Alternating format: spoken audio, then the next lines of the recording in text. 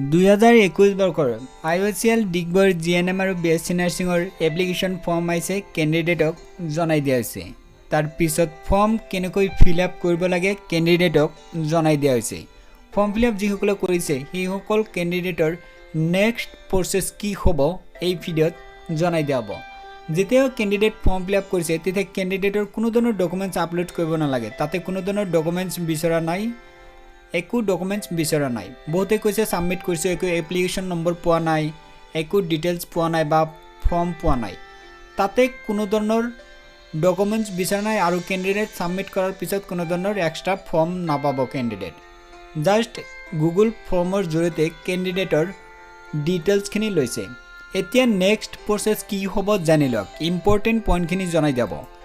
কেণ্ডিডেটৰ next point হ'ব important হ'ল envelope, অৰ্থাৎ খাম লাগিব, যিটো আমি খাম বুলি কওঁ, অৰ্থাৎ ইনভেলপ কওঁ, সেইটো লাগিব। এই ইনভেলপত কিছুমান ডকুমেণ্টছ ভৰাই লৈ যাব লাগিব। চেল্ফ চাৰ্টিফাইড ডকুমেণ্টছ কৈছে, কপিজ লৈ যাব লাগিব। মানে অৰিজিনেল ডকুমেণ্টছখিনি জেৰক্স কৰি এই ইনভেলপৰ ভিতৰত লৈ যাব লাগিব। ইয়াতে চালক কোনদিনা লৈ যাব লাগিব জানি লওক। পৰীক্ষাৰ দিনা লৈ যাব লাগিব।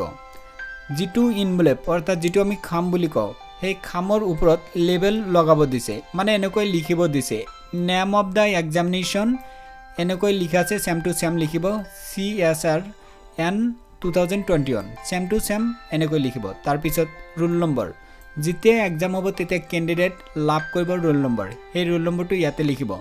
তাৰপিছত নেম অফ দ্য ডিচিপ্লিন, ইয়াতে কেণ্ডিডেটৰ কোৰ্চৰ নাম লিখিব, কি কোৰ্চত এপ্লাই কৰিছে, GNM নে BSc nursing, name of the discipline এই লাইনত লিখিব। তাৰপিছত নেম অফ দ্য কেণ্ডিডেটৰ নাম ইয়াতে লিখিব।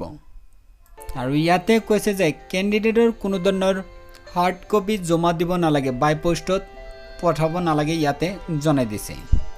এতিয়া জানি লওক কি কি ডকুমেণ্টছ ইনভেলপত ভৰাব লাগিব। ইয়াতে চালক উল্লেখ কৰি দিছে। 1 নম্বৰত কৈছে মেট্ৰিক পাছৰ চাৰ্টিফিকেট ল'ব লাগিব।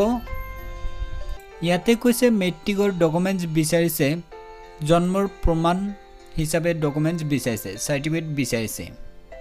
ইয়াতে চালক ইম্পৰ্টেণ্ট হ'ল যিটো ডকুমেণ্টছ দিব সেই ডকুমেণ্টছ আকৌ ভেৰিফিকেশ্যনৰ সময়ত যদি বেলেগ দেখায় তেতিয়াহ'লে একচেপ্ট নহ'ব, ইয়াতে উল্লেখ কৰিছে।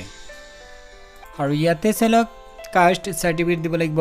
SC ST যিসকলৰ কাষ্ট চাৰ্টিফিকেট আছে কাষ্ট চাৰ্টিফিকেট দিব লাগিব। আৰু যিসকল কেণ্ডিডেট ডিচেবিলিটি হয় ডিচেবিলিটি চাৰ্টিফিকেট দিব লাগিব। আৰু যিসকল কেণ্ডিডেট EWS কেটেগৰীত আবেদন কৰিব বা EWSৰ হয় সেইসকল কেণ্ডিডেট EWSৰ চাৰ্টিফিকেট দিব লাগিব, ইনকাম চাৰ্টিফিকেট দিব লাগিব লগত।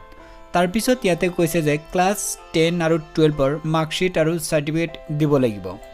তাৰপিছত ইয়াতে কৈছে যে কনজাৰভেশ্যন চাৰ্টিফিকেট লাগিব। যিসকল কেণ্ডিডেটৰ CGPA আছে, CBSC বৰ্ডৰ প্ৰায়বোৰ কেণ্ডিডেটৰ CGPA থাকে, সেইসকলৰ CGPA2 পাৰ্চেণ্টেজ চাৰ্টিফিকেট লাগিব। ইয়াতে চালক কনজাৰভেশ্যন চাৰ্টিফিকেট বিচাৰিছে বৰ্ডৰ ফালৰ পৰা।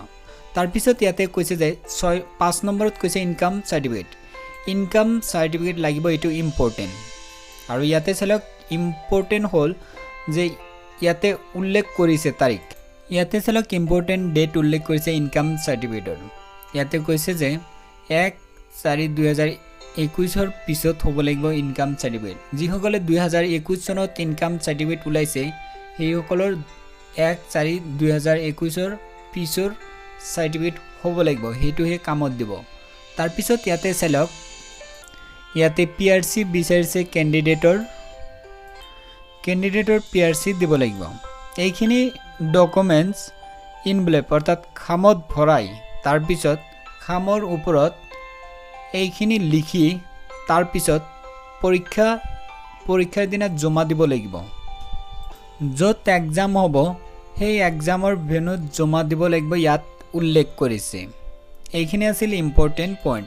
যিসকলে এতিয়ালৈকে আবেদন কৰা নাই আবেদন কৰক, বৰ্তমান লিংক এক্টিভ আছে। আৰু ইয়াতে চালক ইম্পৰ্টেণ্ট কথা উল্লেখ কৰিছে, original documents with self attested copy লৈ যাব লাগিব যেতিয়া মেডিকেল এক্সামিনেশ্যন হ'ব। কেণ্ডিডেটৰ যেতিয়া মেডিকেল এক্সামিনেশ্যন হ'ব তেতিয়া অৰিজিনেল ডকুমেণ্টছখিনিৰ লগত চেল্ফ এটেষ্টেড কৰি লৈ যাব লাগিব। এতিয়া কাম কৰক আবেদন কৰিবলৈ লগতে সম্পূৰ্ণ তথ্য জানিবলৈ এই ভিডিঅ'ৰ ডেছক্ৰিপশ্যনত লিংক পাব, লিংকত ক্লিক কৰি আবেদন কৰিব পাৰিব, লগতে ডিটেইলছখিনি চাব পাৰিব। আপোনালোকৰ সুবিধাৰ বাবে এই ভিডিঅ'ৰ ডেছক্ৰিপশ্যনত লিংক দিছোঁ, এতিয়াই চেক কৰক।